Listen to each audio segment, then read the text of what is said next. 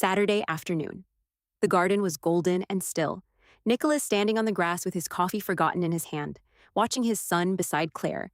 Then Caleb turned, poked his father once on the arm with one small finger, the way he always did when words were too much trouble, and he pointed at Claire. His voice was barely there, but the word was unmistakable. "Mommy," he said, pointing right at her. Nicholas did not move. The coffee cup stayed suspended in the air between his chest and his mouth. He looked at his son. He looked at Claire. She had gone completely still, her hand hovering just above the garden soil, and when her eyes found his, they were full of something she had not planned on feeling.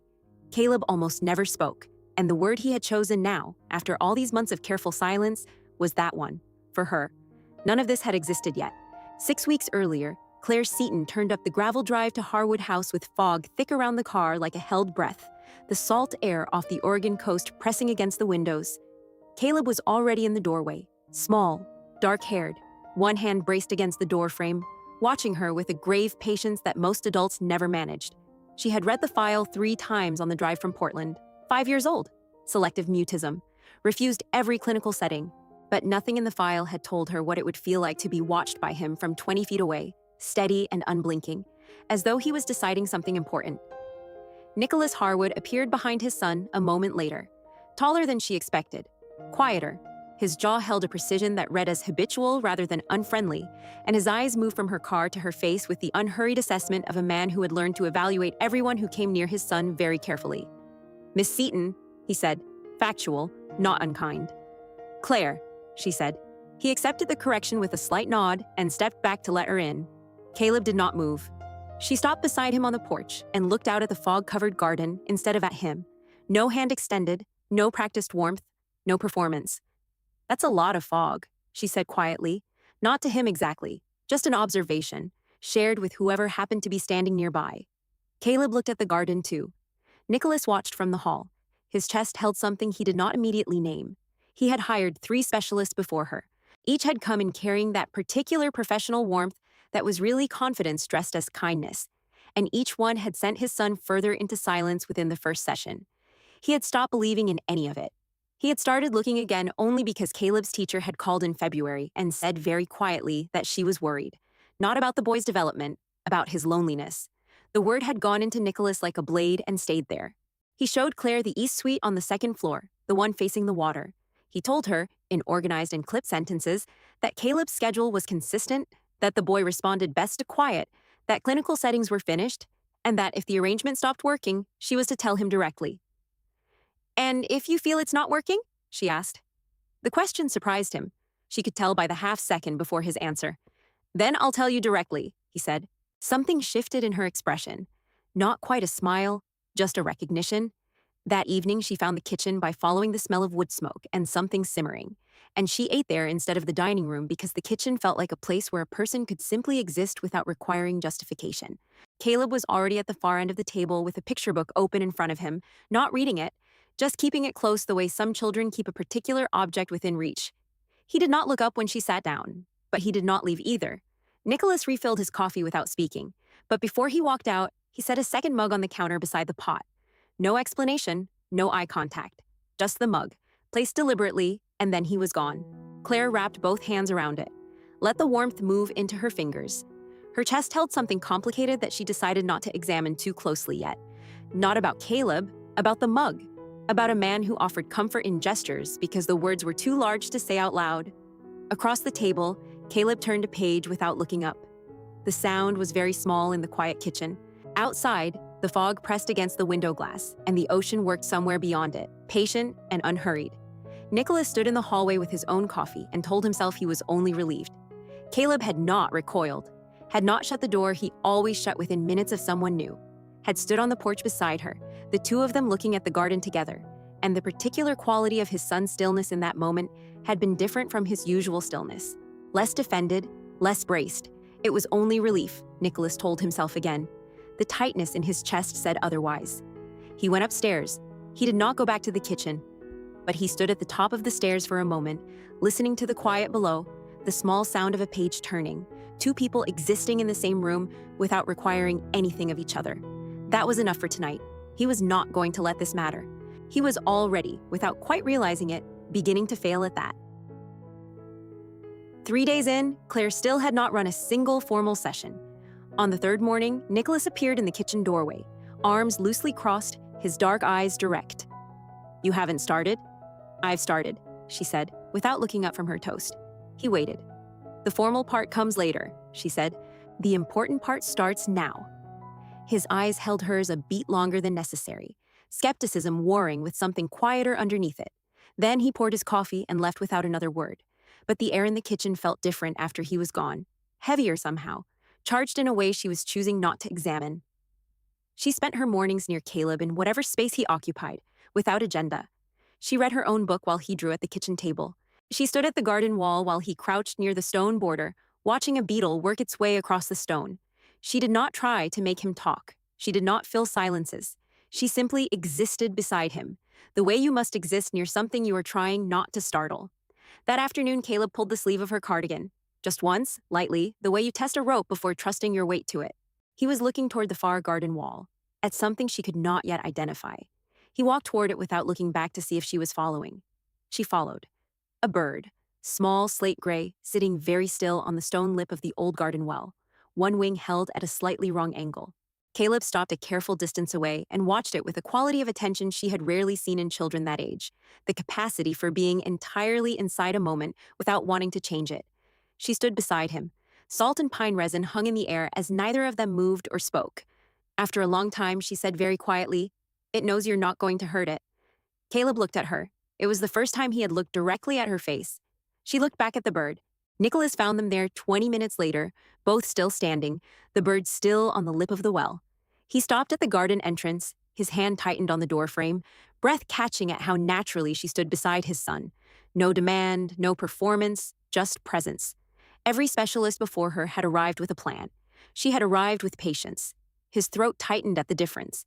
He turned before either of them noticed him, walked back to his office, sat at his desk, and looked at nothing. He was not going to let this matter. He was becoming aware, with a discomfort he could not quite manage away, that he was already failing at that. The complication arrived 4 days later, in the form of a letter from a law firm in Portland. He read it at the kitchen counter, jaw tightening with each page until the ache reached his teeth. Garrett Vane. His cousin had finally filed, alleging mismanagement of the Harwood estate, seeking court-supervised review of the original inheritance. Procedural language, bloodless and precise, and entirely devastating underneath. He set the letter down. Caleb was in the garden. Claire was with him. He did not mention the letter at dinner. Later that evening, she passed his study and heard his voice through the half-open door, flat in a way she had not heard before. "I'm not negotiating. The estate is not mismanaged." A pause. Then, quieter. "Let him take it to a judge." She paused in the hallway, chest tightening at the flatness in his voice. Anger held so tightly, it vibrated. She knew that restraint. She had worn it herself once. She kept walking. That night, Nicholas stood at his study window with the fog pressing against the glass, and the thought arrived without permission. He wished there was someone in this house he could simply tell the truth to. The longing surprised him by how sharp it was. He said nothing. To no one. The way he always did. But tonight the silence felt like a choice that was costing him more than he could afford. A week and a half after Claire's arrival, Caleb whispered his first word to her. She was sitting on the floor of the library, her back against the old leather sofa, reading a novel she was only partially attending to. Caleb was nearby with the Bird Book, the large illustrated volume with watercolor plates that he had claimed as his own long ago. He had been on the same page for several minutes, the one with the slate gray juncos. He looked at the illustration. He looked at the library window. And then, without lifting his eyes, without any preparation or announcement, he said it. Bird. One syllable, almost no volume, barely more than a breath that had found a shape. Claire did not react. She did not gasp, did not look up, did not say anything at all for a full breath's worth of time. She turned a page. Her heart was hammering hard enough that she was certain it was audible, but she kept her breathing even and her posture relaxed and her eyes on the page in front of her. After a moment, she said, casually, as though they had been discussing it all along, "Yeah, the one in the garden seems like it might be a junco." Caleb looked at the illustration, then at the window. He did not speak again, but something in his posture changed, some small interior settling. The way a door pushed open and left ajar still fundamentally alters the air of a room. Nicholas was in the doorway. She had not heard him arrive. She did not know how long he had been standing there, but when she glanced up, she found him looking at his son with an expression she felt she should not have witnessed. The look of a man who has been carrying something heavy for a very long time and has just felt someone take part of the weight, and the relief of it is so sudden it is almost painful. He left without speaking. She stayed on the floor and let the moment be what it was. She did not go after him. Some things needed to be received privately. Later that evening, she found a plate of food on the small table in the East Suite hallway. No note. Just the plate, still warm, covered with a folded cloth, roasted vegetables and bread, and something that smelled of thyme and butter and an attention to comfort that did not announce itself.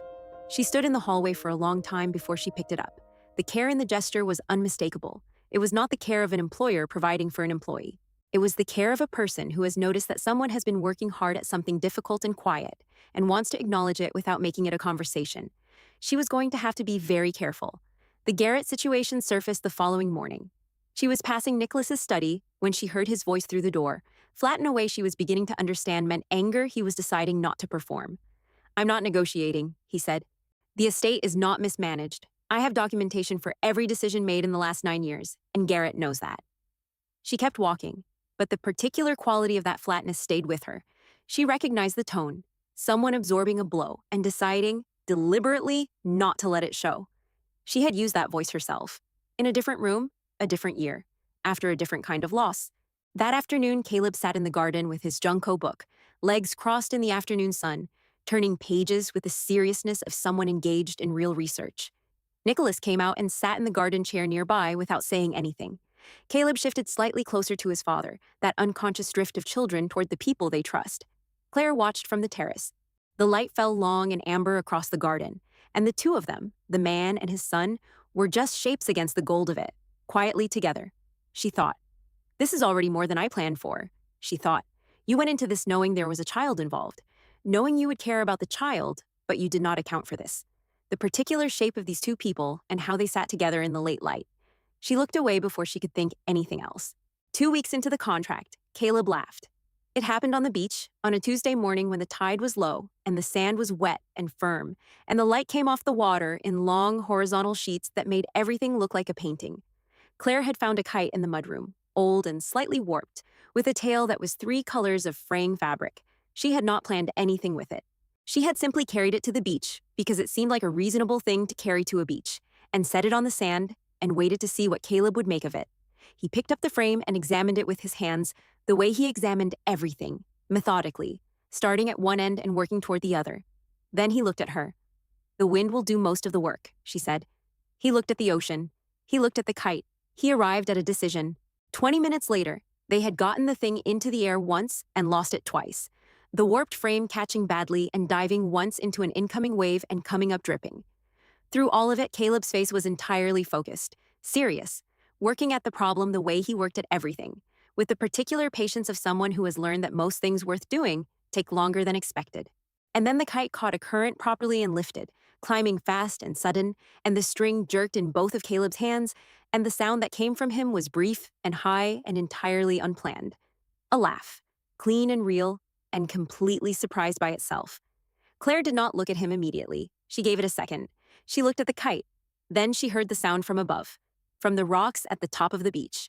She turned only because she felt the particular quality of being watched, and found Nicholas standing there with his arms crossed and his face turned toward his son. Whatever was happening in his chest was not something he was managing to hide. His jaw was tight, his eyes were bright in a way that had nothing to do with the ocean light, and he held himself very still, with the careful tension of someone maintaining composure by deliberate effort. He turned before she could look away. She looked back at the kite, at Caleb holding the string with both hands, his face turned up, small and serious, and for one unguarded moment, entirely happy. Her throat ached in a way she was not entirely able to account for. That evening, Nicholas appeared in the kitchen doorway while she was making tea. He stood there for a moment, and she expected something functional, something about the session schedule or the coming week. Instead, he said, "He hasn't laughed. Not since January." She kept her hands on the mug. "What happened in January?" "His dog died," he said, simply, quietly. "Old age. Caleb found him." She did not say she was sorry. It felt inadequate. She let the information settle between them. After a moment, Nicholas said, "Whatever you're doing, it's working." "I'm mostly just being there," she said. He looked at her with an expression she could not fully read, something between gratitude and the particular unease of someone who has realized they owe a debt they did not budget for. I know, he said. That's what's working. He left. She stood in the kitchen with her tea and her complicated feelings and told herself, carefully, rationally, that a man who said thank you was not a man making a declaration, that she was an employee with a contract, that the 3 months would end and she would return to Portland and her mother's appointments and her small apartment and the life she had rebuilt with patience and deliberate attention. She told herself these things the way you tell yourself things that are true and also, somehow, insufficient. Garrett Vane arrived the following Saturday without calling, which she understood later was intentional. She was in the garden with Caleb when a car she did not recognize pulled up the drive, and the man who stepped out of it was broad-shouldered and expensively dressed in the particular way of someone managing the appearance of money, while the reality of it was eroding. He looked at the house the way people look at things they feel should belong to them. Nicholas appeared on the porch. His posture changed in a way she had not seen before. Not fear, exactly. Something more specific, the alertness of a man who recognizes a threat that is patient and persistent. She took Caleb gently by the shoulder. "Come show me the bird book," she said, her voice light. Caleb went with her without resistance. But his eyes had already found Garrett, and in his small, serious face, she saw it. The instinct of a child who has learned that certain adults carry tension the way weather carries storms. She kept him in the side garden until the car left. When Nicholas found them an hour later, his jaw was tight and his eyes held that flat quality she had come to associate with his cousin's name. "I'm sorry," he said, though he did not specify for what. "Don't be," she said. "We found 2 more Junkos." Caleb looked up at his father and held up 2 fingers. Something moved across Nicholas's face, fast and unguarded and entirely real. He crouched to his son's level. "2?" he said softly. Caleb nodded, very seriously. Nicholas looked at his son for a long moment. Then he stood, and when he looked at Claire, what was in his expression she felt in her sternum before she could name it. She looked back at her book. Her pulse took a while to settle. 3 weeks in, Nicholas asked her to have dinner with him. He did not phrase it as an invitation exactly. He said it the way he said most things, as though stating a fact that he happened to be offering her the opportunity to agree with. "Caleb is asleep by 7:30. I usually eat in the dining room. It would be better with conversation." She considered the honest answer, which was that this was precisely the kind of thing she should decline. She considered the practical answer, which was that they had genuine professional ground to cover regarding Caleb's progress, and a sitting dinner was as reasonable a place as any. She chose the practical answer. It was true enough that she did not have to feel dishonest about it. The dining room in the evenings was entirely different from how it functioned during daylight hours when occasional guests moved through. At night, with only 2 places set at the long table and the fire going in the side hearth and the windows showing nothing but dark and the far glimmer of the water, it had the particular quiet of a room that is used to people, but is, right now, just theirs. He had cooked. She had not expected that. Lamb, slow roasted, with something root vegetable and aromatic alongside it. He explained none of it. He set the dishes and sat down and poured wine as though the logistics were unimportant compared to the conversation they were about to have. They talked about Caleb first. She told him what she had observed over the weeks. The way the mutism was tied to anticipated performance rather than fear of people specifically. The small but significant signs that Caleb was beginning to feel safe enough to take risks in limited contexts. Nicholas listened without interrupting. He was a good listener, she realized, genuinely good, not performatively attentive, not assembling a response while she spoke. Simply present, taking things in, letting them settle. "He's been in 3 programs," Nicholas said. All of them said they understood selective mutism. "What I observed in everyone was frustration managed politely." "Frustration is the enemy," she said. "Children like Caleb feel it immediately. It tells them that the silence is a problem, which makes the silence heavier." He looked at her. "You don't get frustrated." "I get frustrated," she said. "I just don't perform it." Something shifted in his expression. Not quite a smile. The specific recognition of someone who has just heard a distinction articulated that they had never been able to name before. They ate for a while in easy quiet. The fire worked. The wine was a dark Willamette Pinot, quiet and good. Outside, the cedar trees moved in the wind off the water, with a sound like something breathing. "Garrett filed a formal motion last week," he said. He set it into the middle of the table, not directly at her, the way you place difficult information somewhere neutral so that you can both look at it. "I know," she said carefully. "I overheard part of your call." He did not tense. "It's not the first time he's threatened action. The last time he backed down when I produced financial records. This time he has a competent attorney." A pause. "And he's more desperate than he's been before.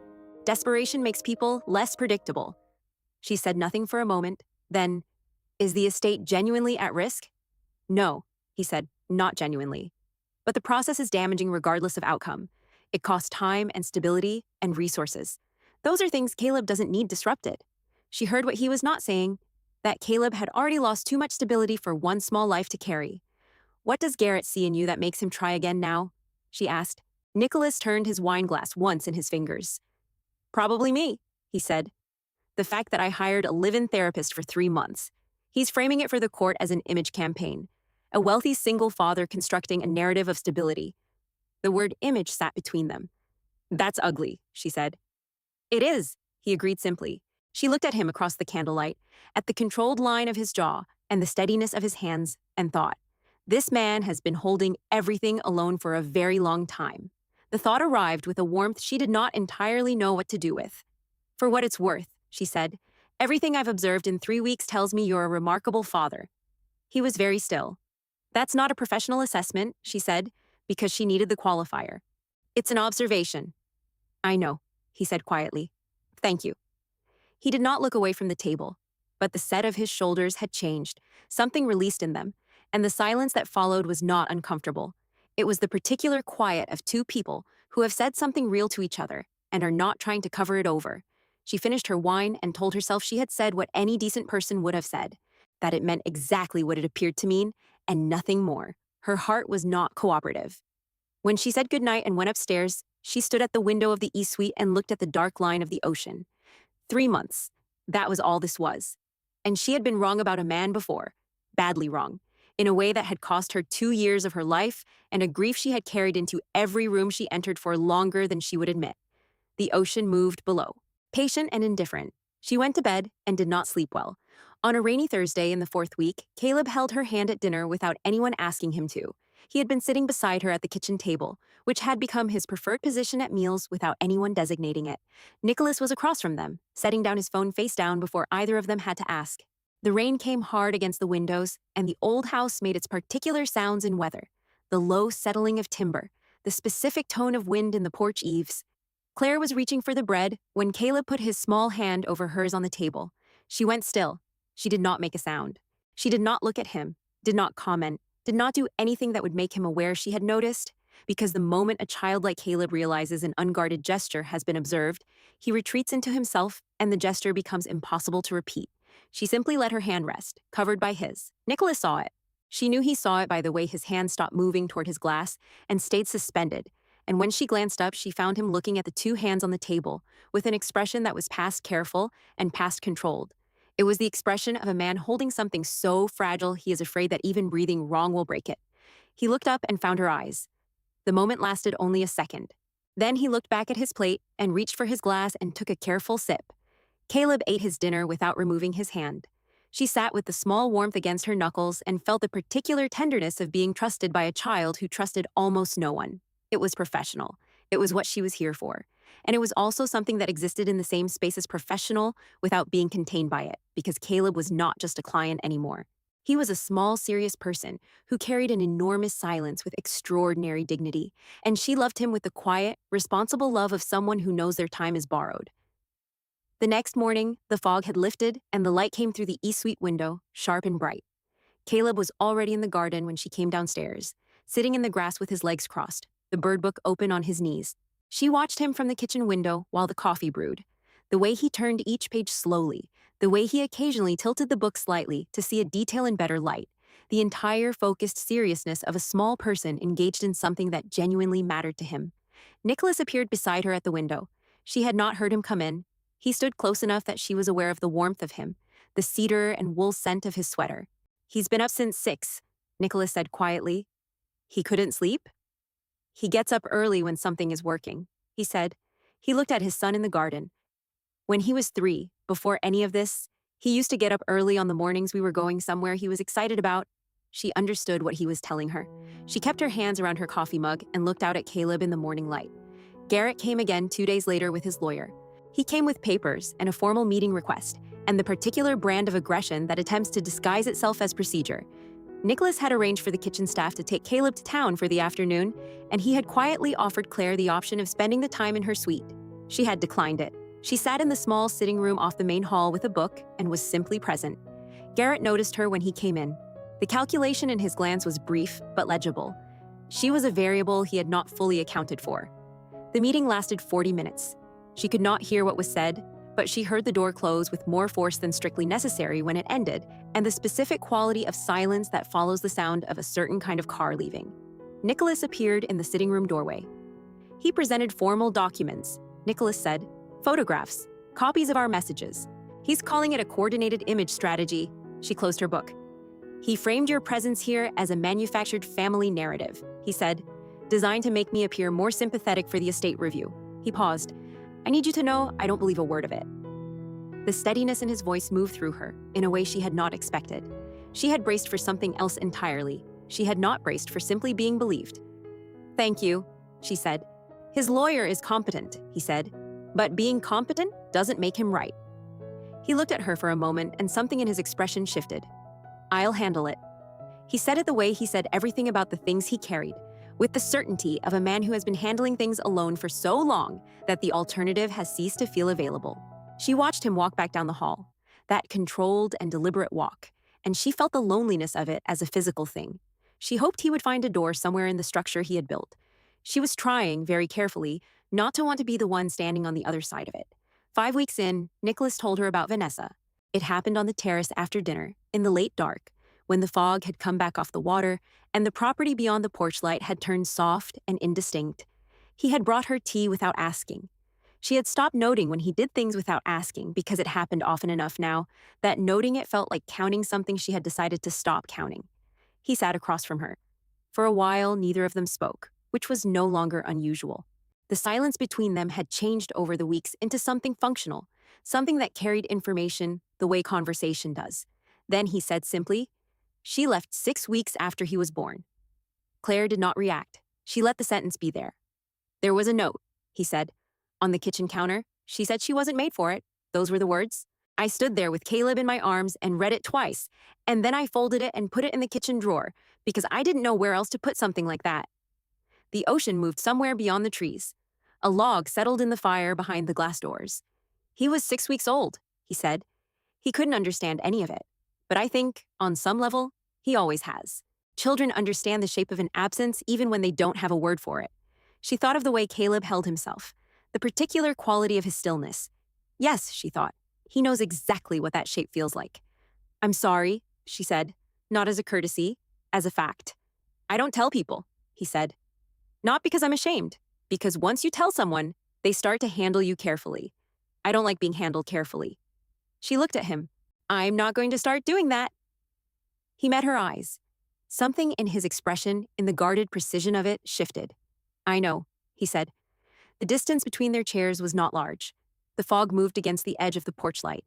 He looked at her in the way he had been not quite looking at her for weeks, that sideways, careful observation of a man who has learned to want things from a distance, except that right now it was direct and present and entirely unconcealed. "Claire," he said. Her name and his voice had a quality she noted with the part of herself that was trying very hard to remain rational. "Nicholas," she said, the same tone. The smallest thing happened on his mouth. Not quite a smile. Something adjacent to one. "This is becoming complicated," he said. "I know," she said. "I don't usually let things become complicated." "I noticed," she said. He leaned forward, his forearms on his knees, his eyes steady on hers. The fog pressed at the railing. The night was very quiet.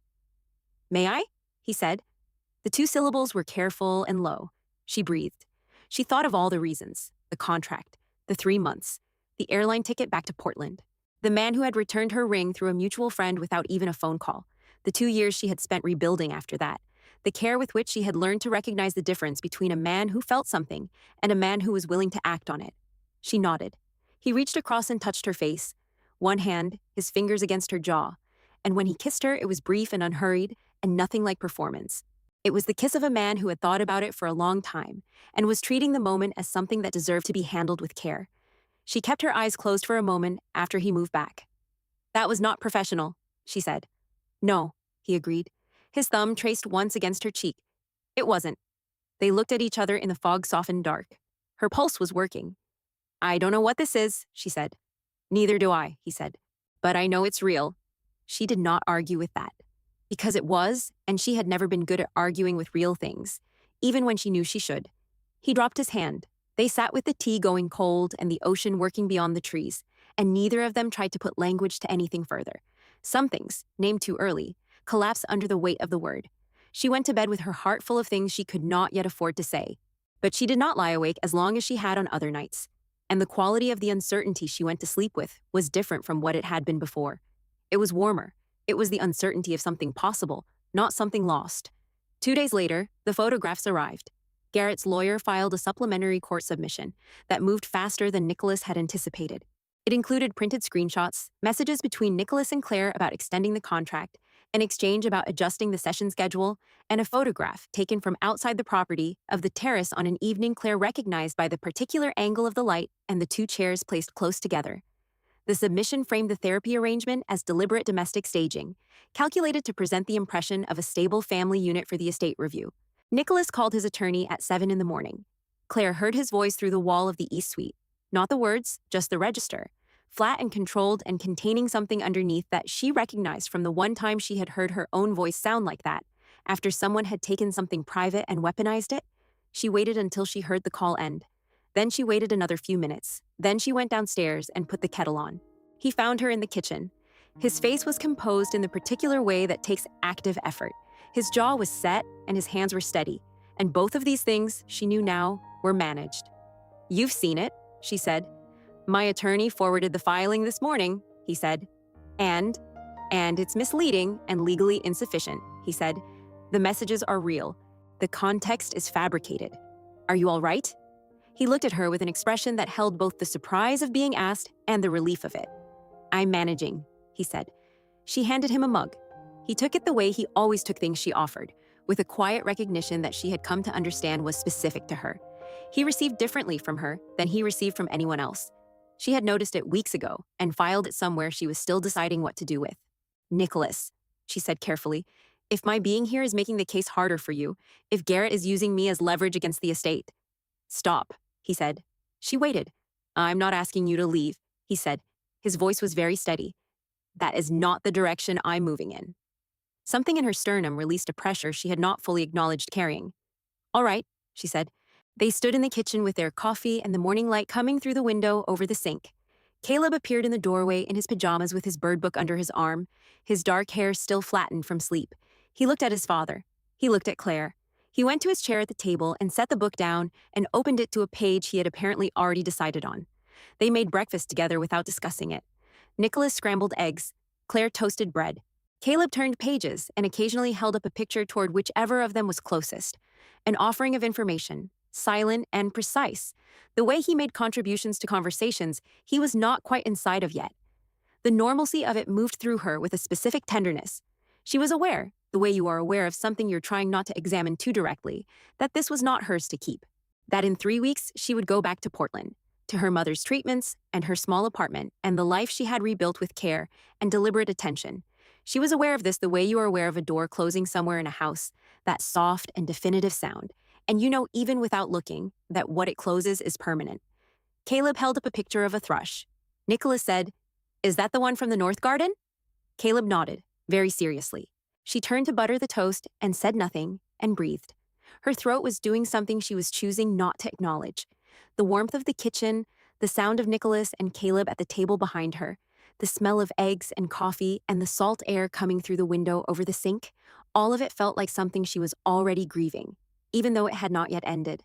That was the particular cruelty of loving a life you know is borrowed. You lose it twice. 6 weeks and 3 days in, everything fractured, not dramatically. It rarely does. She had spent the days after the terrace telling herself she was maintaining appropriate perspective, that nothing essential had changed, that one honest moment between two careful adults did not have to define the structure of everything that followed. She was not doing well at this, because Nicholas had changed in small ways that were unmistakable to someone paying the kind of attention she was paying. He appeared in rooms she was in more often than coincidence could account for. He asked in the mornings how she had slept and waited for the actual answer. He had stopped being guarded with her in the way he was guarded with everyone else, and the absence of that guardedness was like a window opened in a room that had been closed for a long time, the specific warmth and cold of it arriving together. Then Garrett's lawyer escalated. A new filing arrived that afternoon. This one included a formal deposition request for Claire herself, demanding she testify about the nature of her relationship with Nicholas and the specific terms of her contract extension. The language was procedural and clinical and deliberately ambiguous about what relationship implied. Nicholas called her into his study. She sat across from his desk. He stood at the window with his back partially to her, which she understood immediately as the posture of someone who is preparing to say something difficult and has decided not to watch the reaction while saying it. "I need to ask you something," he said. "All right," she said. "Are you willing to be deposed?"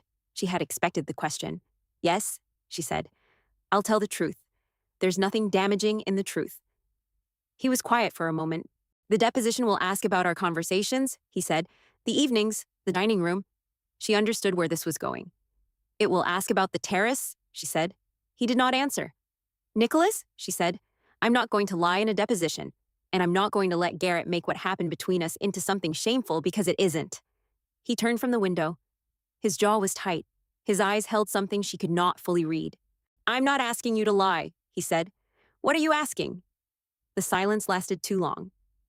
"I don't know," he said, and that was when she understood the full shape of what was happening. He was not doubting her. He was terrified, not of Garrett, not of the court, not even of losing the estate. He was terrified of what a public deposition, a media story, a scandal around the therapy arrangement would do to his son. To Caleb, who had already lost one parent to someone who decided the difficulty was too great. She understood it completely. She understood it in her whole body. It still felt, from where she sat, like silence where she had needed words. She stood up. "I'll stay through the end of the contract," she said quietly, "for Caleb. But I need you to tell me what you want from this. From whatever this is between us. Because I cannot live in the space between what you feel and what you're willing to say. I've done that before. I know exactly what it costs." He looked at her. She could see his chest working.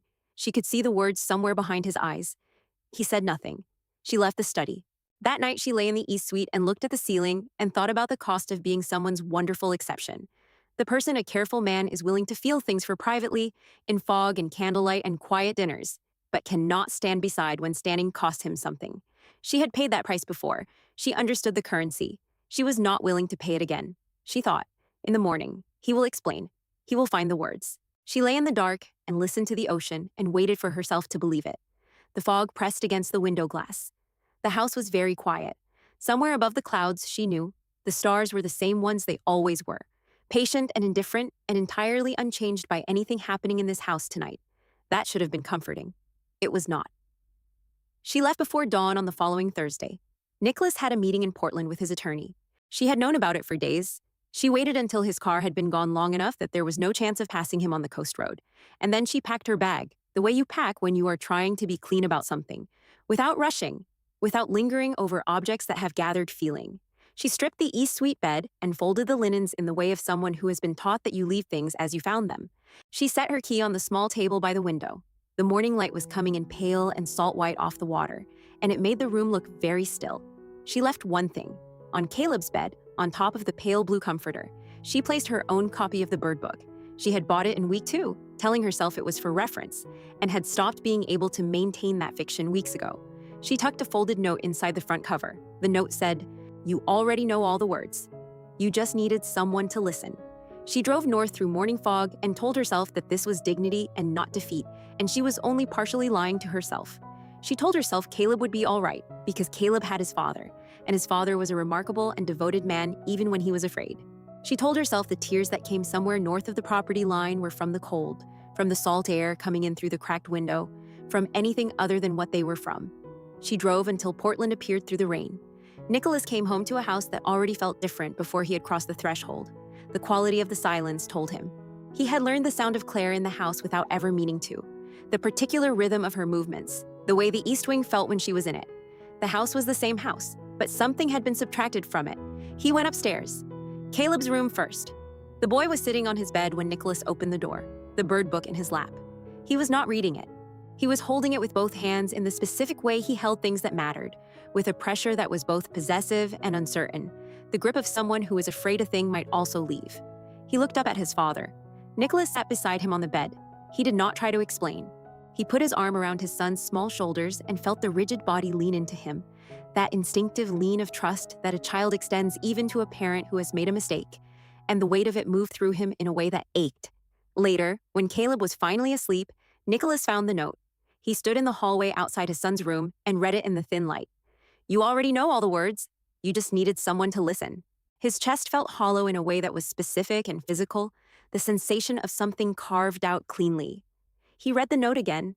He stood in the hall for a long time. And then, in the quiet of the old house with the Pacific working outside and his son asleep with a bird book against his chest, Nicholas understood something he should have understood in the study. Claire had not left because she was done. She had left because he had made her feel like a door he needed to keep closed.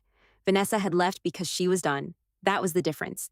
He had spent 5 years guarding against the repetition of that original loss, and in doing so, he had manufactured a different one, a quieter one, from his own silence. He went downstairs and sat in the dark study. He sat there for a long time. His jaw was tight and his hands were still, and his chest was doing what it did when he was absorbing something large enough that the ordinary mechanisms of management had stopped being adequate. When he finally went back upstairs, Caleb was standing in his doorway again, awake, holding the bird book.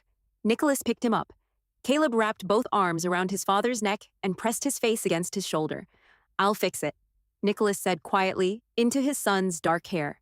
I promise. Caleb's arms tightened briefly around his father's neck, then eased. A small acceptance, a small holding on. Nicholas stood in the hallway of the house his family had kept for 4 generations and held his son and understood, perhaps for the first time, what it meant to be truly afraid of losing something. He arrived in Portland 10 days later. He had spent 4 of those days settling the Garrett situation, which resolved more cleanly than he had expected. His attorney petitioned for sanctions, and the court agreed, citing the bad faith framing of the deposition request. The case was closed. The estate was safe. Garrett left with nothing except the legal fees, which were, Nicholas thought, an appropriate cost for the amount of damage done. But winning the case without Claire felt like holding a house that no longer had a reason to be warm. He found her building through the agency. He made the call himself, directly, with the particular economy of someone who has run out of patience for indirect methods.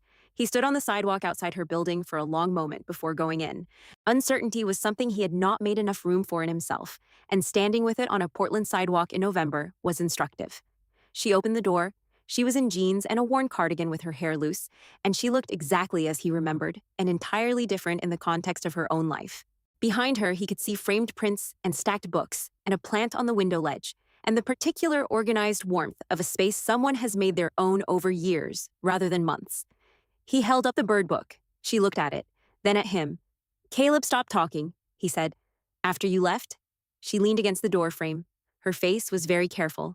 He stopped completely, he said. The same day. She looked at the book in his hand. Her jaw worked once. Come in, she said quietly. He came in. She made tea efficiently, her back to him, and he stood in her small kitchen and looked at the photographs on the refrigerator, the plant on the ledge, the evidence everywhere of a person who lived with exactly the care and intentionality he had watched her give to his son. She set the mug in front of him. Are you here for Caleb? She asked. He looked at her steadily. Yes, he said, and no. She waited. She was, he had always known, very good at waiting. I handled it badly, he said. In the study. I told you I didn't know what I wanted, and that was a coward's answer. I knew. I was just choosing fear over honesty, and I told myself the fear was responsibility, which is the most convenient lie available to a man in my position. He paused. I made you carry the weight of my fear without telling you what it was. I'm sorry. She looked at her own mug. The case is resolved, he said. Garrett's petition was dismissed. The estate is not at risk. He paused. But I didn't come here to tell you that. I came because I understood, standing in the hallway of my house with your note in my hands, the difference between what you did and what Vanessa did. And I understood what my silence cost you. I needed you to know that I understood it.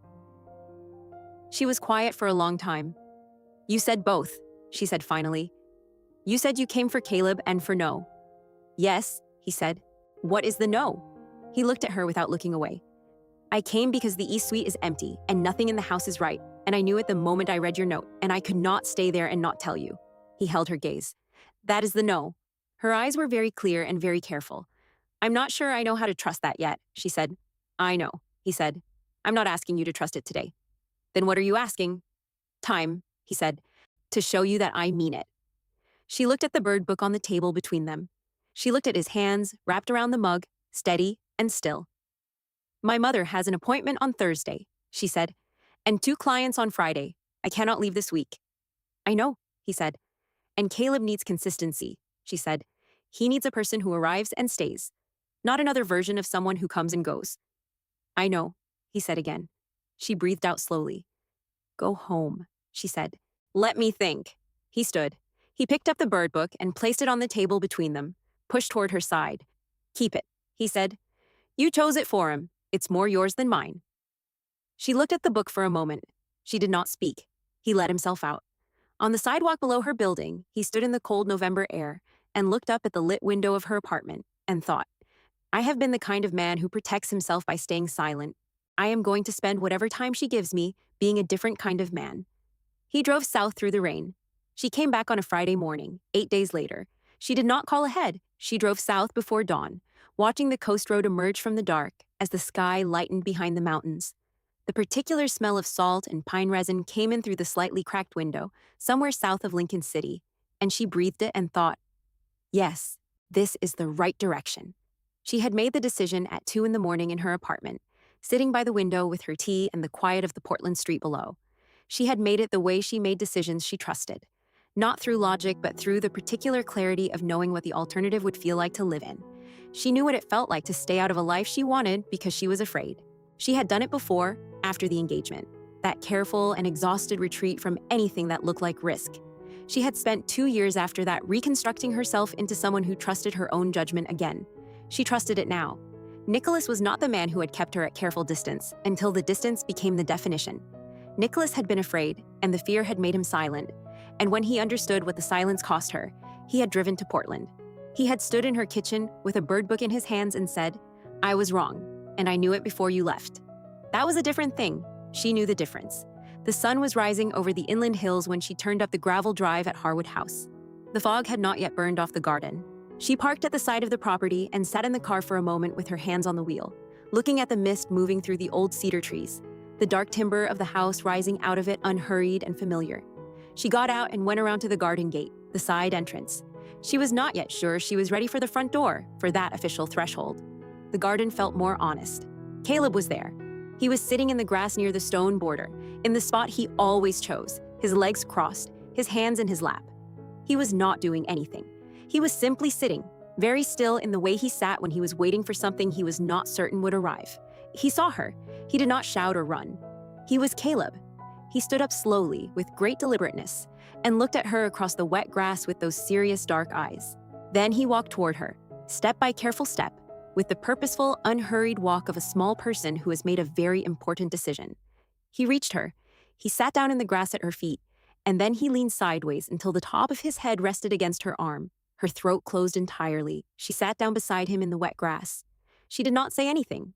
The fog moved through the garden, and the ocean worked behind the property with its ancient, unhurried rhythm, and the cedar trees stood in the mist the way they always stood. Nicholas appeared at the top of the garden steps. He stopped. He looked at his son's head resting against Claire's arm and at Claire's hand, which had moved without her apparent awareness to rest gently against the side of Caleb's face. Something crossed Nicholas's expression that was past the reach of composure. He came down the steps. He did not pause at the garden entrance. He crossed the wet grass and sat beside her, close, his arm pressing against hers, and neither of them said anything for a long time. The three of them sat in the foggy morning garden and let the silence be what it was, which was not empty at all. Then Claire said very quietly, I came back for both of you. Nicholas turned to look at her. She met his eyes. Both, she said. He breathed out slowly, a long and careful exhale, like something he had been holding for a very long time, finally given permission to release. Claire, he said. His voice was low and steady and entirely real. She looked at him. I love you, he said, simply, into the ordinary morning air. Not as a declaration that required ceremony, but the way you say a thing you have been certain of long enough that it no longer requires it. For exactly who you are. She looked at him for a moment in the mist and the morning light and the old garden. I love you too, she said, for the same reason. He lifted her hand and pressed his lips briefly against her knuckles. A quiet gesture, complete in itself. Nothing performed, nothing announced. Caleb, between them, tilted his head up toward the part of the garden where the juncos sometimes came in the mornings. His face was the face of a small person who was in the exact place where he belongs. He reached over without looking and poked his father twice on the arm with one finger. Nicholas looked at him. What? Caleb held up 2 fingers. He pointed first at Claire, then at his father. Nicholas looked at the 2 raised fingers. He looked at Claire. The smallest thing happened on his face, not quite a smile. Something warmer than that. 2, he said softly. Claire felt the laugh arrive before she could prepare for it. It came up through her chest and into her face, unhurried and real, and she did not try to contain it. Caleb seemed very satisfied. He went back to watching the garden. The fog was beginning to lift. The garden brightened slowly, the cedar trees emerging from the mist one by one, the old stone border taking on color, the early light catching the wet grass and turning it briefly luminous. Somewhere in the border, a small slate-gray bird landed on the edge of the stone and sat there without moving, watching the 3 of them with its own particular composure. It was a junco. Of course it was. Caleb noticed it. He did not move. He did not speak. He simply watched it with the complete suspended attention of a child who understands that some moments are not meant to be interrupted, only witnessed. The bird stayed a long time. So did they. If this story found its way into your heart, I would love to know. Leave your rating in the comments from 0 to 10. I read every single one. Please subscribe. It costs nothing and means everything for the channel. Thank you for being here. See you in the next story.